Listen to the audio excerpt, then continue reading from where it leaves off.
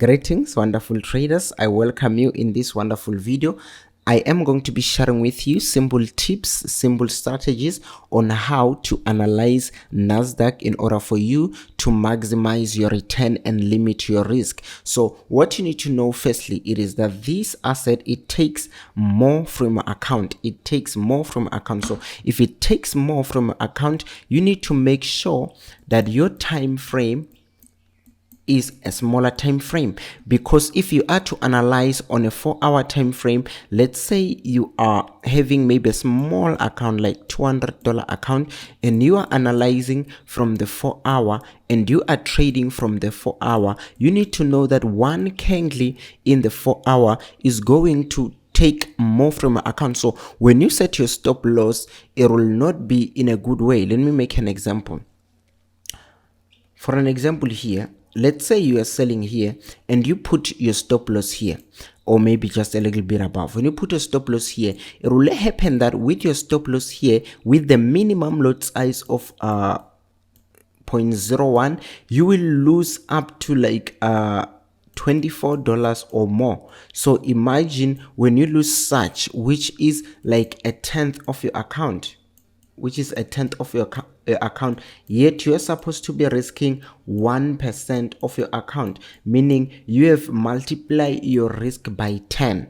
So yet if you were analyzing from the 30 minutes and taking a decision from the 30 minutes, you were going to sell here. Maybe if you were selling and your stop loss was not gonna be here, because looking by your eyes, you can see that this is too much of a stop loss, just looking by the eyes, not calculating the pips. So you know that if you put your stop loss here, it means you are not sure of what you are doing. So you will be able to put your stop loss somewhere here, which you will lose like less than $4.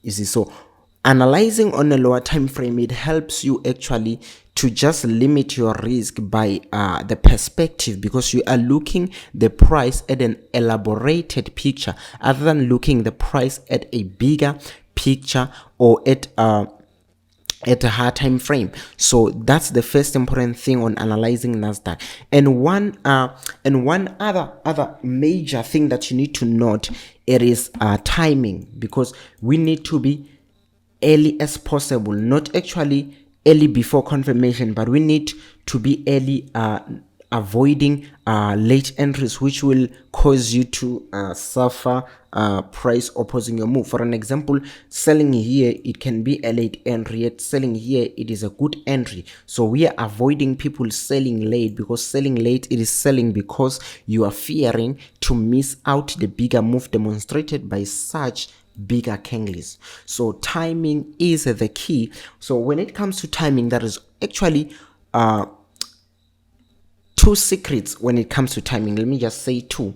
Let me break it into two. Firstly, there is what we call pattern break. You need to make sure that you always enter on pattern break. And the second one, it is the pattern within a pattern. But these two, they link together. So firstly, when it comes to a pattern break, let's say you want to sell here. Maybe you see that, okay, you have a resistance somewhere up there and you are waiting for price to approach. And now as price comes to that resistance, you see price beginning to slow down. And you might think that, okay, this might be a reaction from this key zone, which is up here, from this seller's territory, which is up there. Remember, when it comes to support and resistance, we don't necessarily need price to touch there, but we actually see how price approaches that line. For an example, here price approached that zone with a decrease in strength. So when you see that and you say, okay, I want to sell, or I'm looking for selling opportunity, you have to wait for what I call a pattern break, meaning firstly you identify the upward pattern which the price entered with. For this case, it entered with a channel, and in most cases it enters with a channel. So once you identify your entry pattern to this key zone, the resistance, then you wait for your pattern to be broken. You can see, if you extend it, you can see that the pattern was broken here, and then adding the pattern within a pattern, that's where you go to a lower time frame, so that you will see your entries clearly, so that you will see your pattern break entry as clear as possible. Meaning, let's go to the 15 minute. you can see in the 15 minute that there we are, our pattern was broken here, and then it was retested, meaning now you have a double confirmation because you used a pattern within a pattern, meaning you went down to see what is inside the bigger picture. You can see that now we have a clear form of like an uptrend, a very minor uptrend, because we're in a lower time frame. So when you see a very minor uptrend, that's where now we identify the trend patterns, which are lower highs and lower lows in terms of a downtrend. Remember, we want to sell, so that's why we are looking for lower highs and lower lows. For an example, here we had a low, and then we have a lower low, and then we have this high, which is almost the same as the previous one. So meaning indeed the sellers were coming in. So after price retest and it goes down, then maybe in the middle of this huge momentum candle, or after it closes here, that's where you are going to punch the sell button, because everything has come together. You have confirmed your entry. You didn't enter because of emotion, but you entered because of seeing the price. Same thing applies when you are closing your NASDAQ trades, guys. Make sure that you look at the behavior of the price, because you have entered through price action. Make sure that you exit through price action. What am I saying? Okay, you enter your sell here. Remember, when we are selling, we need to see the sellers increasing in strength.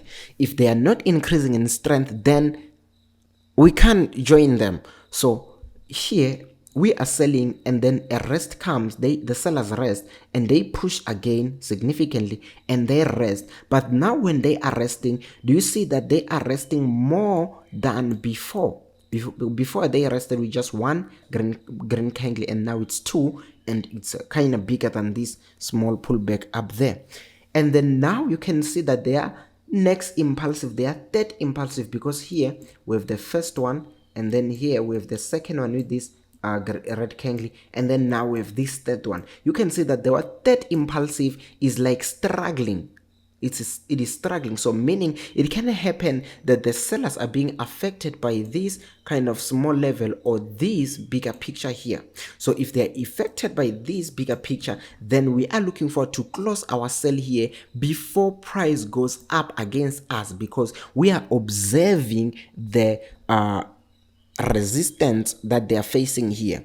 They are facing so much resistance in this support here. So that's why we are looking for to close the trades, because of the price, not because of the money. You don't close because of money. You can have targets that I want to make $30 in a trade, I want to make $50 in a trade, but when it comes to reality, it doesn't work like that. You don't close by targets, you close by price structure, price action. Because if you will make targets, let's say you sold here and then your target is down there, what if price doesn't reach this target? It means that price is going to go and it will go back to your losses without reaching the target. So we close by seeing price structure. So I hope this was helpful, guys. Remember to like, share and subscribe. Thank you for watching this video. This is Pti Forex. We love you. We wish you all the best in your trading. Thank you.